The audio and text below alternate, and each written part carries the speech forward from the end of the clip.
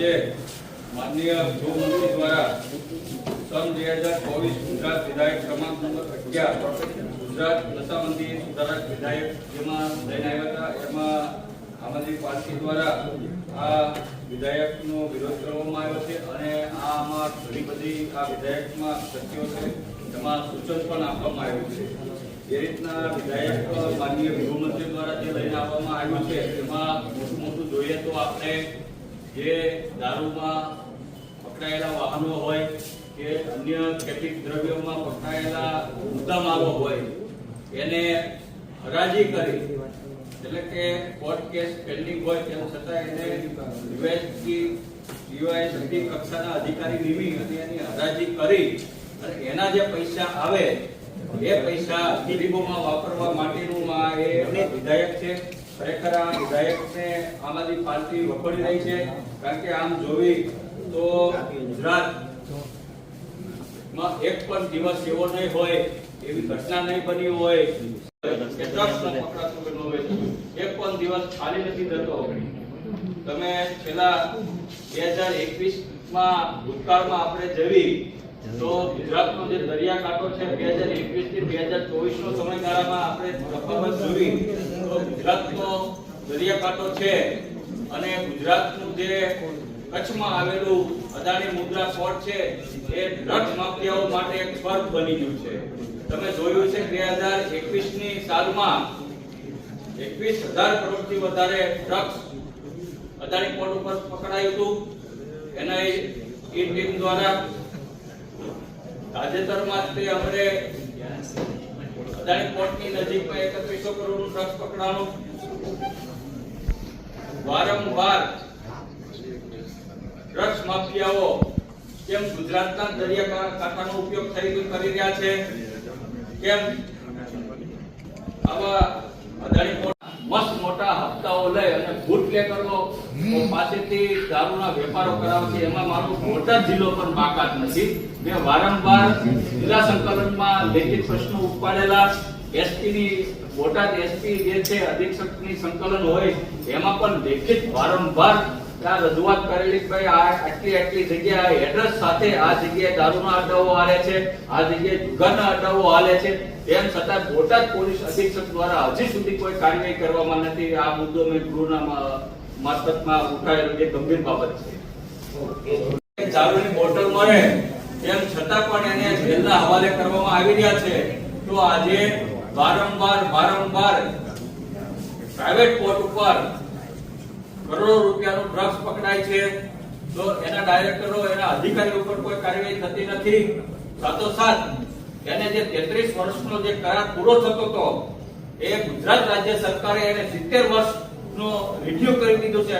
એક પણ હરાજી કર્યા વગર જો પોર્ટની હરાજી કરવામાં આવી હોત, મુદ્રા પોર્ટની હરાજી કરવામાં આવી હોત, એક સુરત ખાતે આવેલું પોર્ટની હરાજી કરવામાં આવી હોત તો ગુજરાતની જનતાને લાખો કરોડ રૂપિયાનો ફાયદો થાત.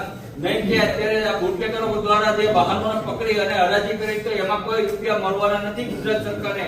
પણ જો આ પોર્ટની હરાજી કરવામાં આવી હોત તો ગુજરાતની જનતાનું દેવું બધું સંપૂર્ણ ભરાઈ જાય તેવી શક્યતા હતી. પણ વારંવાર આવા પ્રાઇવેટ પોર્ટ ઉપર ડ્રગ્સ વારંવાર પકડાઈ રહ્યું છે, એમાં સરકાર ઉદાસીનતા દાખવી રહી છે. અને તમે જોયું છે કે ગુજરાત ખરેખર ગાંધીનું ગુજરાત, સરદારનું ગુજરાત અત્યારે ઓછું કહેવાય છે, પણ ડ્રગ્સ માફિયાઓનું ગુજરાત કહેવામાં કોઈ ઓલું નથી.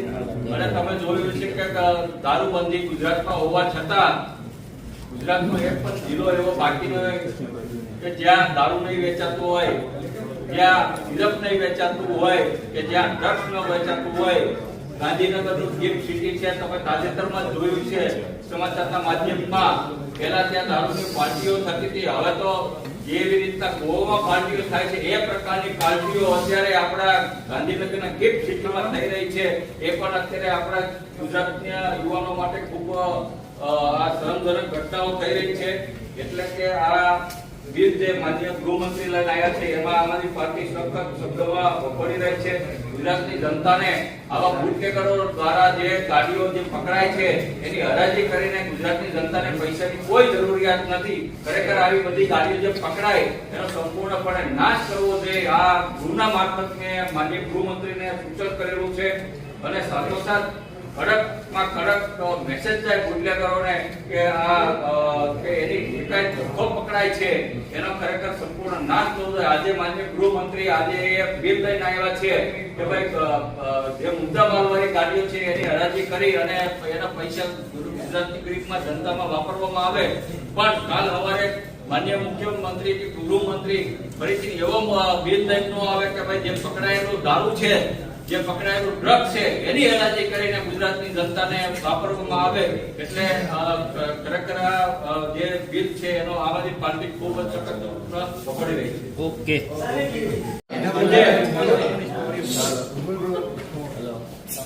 માનનીય નાણામંત્રી કનુભાઈ દેસાઈ દ્વારા સન 2024 ગુજરાત વિધાયક ક્રમાંક નંબર 13 ગુજરાત માલ સેવા અને વેરાનું વિધાયક કરવામાં આવ્યું, જેમાં આમ આદમી પાર્ટીએ અને એમાં ગૃહના મારફત અમે ઘણા બધા સૂચનો એમાં માનનીય નાણામંત્રીને રજૂ કરેલા છે.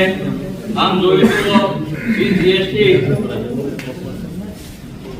અને કુલ આપણે જોવા જઈએ મોટું તો છેલ્લા 22-23 ના વર્ષમાં 1,25,000 કરોડની જીએસટીમાંથી ગુજરાતમાં સરકારને આવક થઈ છે. અને તેમ છતાં પણ તમે જોયું છે કે ગુજરાતના ખેડૂતોને એટલે કે જે ખેત વપરાશ હોય, જેમ કે જંતુનાશક દવાઓ હોય, ખાતરો હોય, બિયારણો હોય, આવી જે ખેડૂતોને ઉપયોગમાં આવતી વસ્તુઓ ટ્રેક્ટર હોય, ટ્રોલી હોય, એમાં આજે પણ મોટો જીએસટી નાખવામાં આવે છે. એને સંપૂર્ણ નાબૂદ કરવાની માંગ આમ આદમી પાર્ટી દ્વારા ગૃહના મારફત માન્ય કનુભાઈ દેસાઈને કરવામાં આવી છે. સાથોસાથ આજે એકનું ઘર પોતાને મધ્યમ વર્ગને બનાવવું કે ગરીબ લોકોને બનાવવું એ ખૂબ મુશ્કેલ બની ગયું છે, કારણ કે સિમેન્ટ લોખંડના ભાવ આસમાને ચડી ગયા છે. સિમેન્ટમાં પણ જે જીએસટી વધારો કરવામાં આવ્યું છે એમાં પણ જીએસટી ઘટાડો કરવામાં આવે તેવી પણ માંગણી કરવામાં આવી છે. સાથોસાથ જે રીતના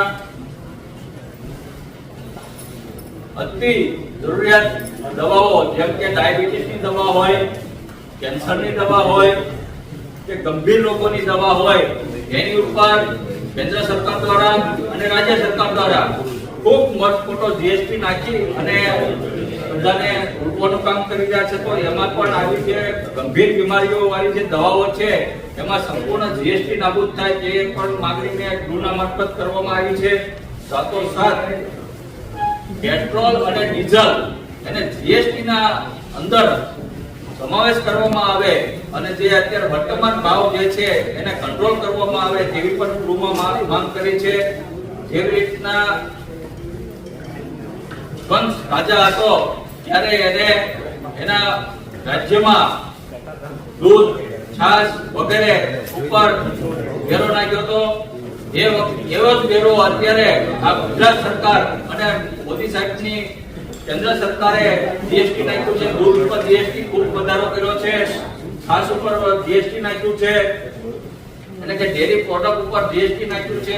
ખરેખર ન નાખવું જોઈએ. એમાં પણ અમે ગૃહના મારફત માન્ય નાણામંત્રીને કીધું છે કે આવા જે દૂધ છે, છાશ છે, માખણ છે, ઘી છે, આની ઉપર ડેરી પ્રોડક્ટ ઉપર સંપૂર્ણ જીએસટી માફ થવું જોઈએ એવી પણ ગૃહના મારફત અમે માંગણી કરી છે. ઓકે.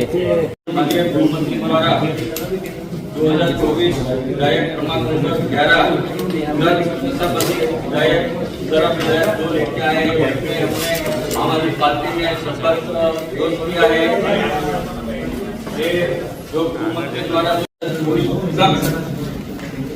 लाखों करोड़ों रुपये का ड्रग और दारू गुजरात में पकड़ाया है. साथों साथ ड्रग्स माफिया के लिए गुजरात वर्तमान है. आज के दिन हमने जो नशाबंदी सुधारा विधायक है उसका विरोध किया है. माननीय गृह मंत्री ने दूर के अंदर बोला है कि भाई ये जो हम बुटलेकर द्वारा जो वाहन पकड़ेंगे उसका हराजी करके जो पैसा आएगा उसका वो पैसा हम गरीब लोगों को बांटेंगे. तो अगर गुजरात की जनता को ऐसे पैसे की जरूरत नहीं है तो बुटलेकर के वाहन से प्राप्त हो. हमने बिल का सख्त विरोध किया है. आज हमारे गृह मंत्री ने ये वाहनों की हराजी करके पैसा कमाने की बात की है। कल दूसरा विधायक मांग करते हैं कि भाई जो मुद्दा माल पकड़ा गया है, जो ड्रग्स पकड़ा गया है, जो दारू पकड़ा गया है, उसका नाश हम नहीं करेंगे, उसको भी हम हराजी करके मार्केट में बेचेंगे। ऐसा भी 3 लाख राशि रखने की आशंका है। तो हमने बीच में अपना विरोध जताया।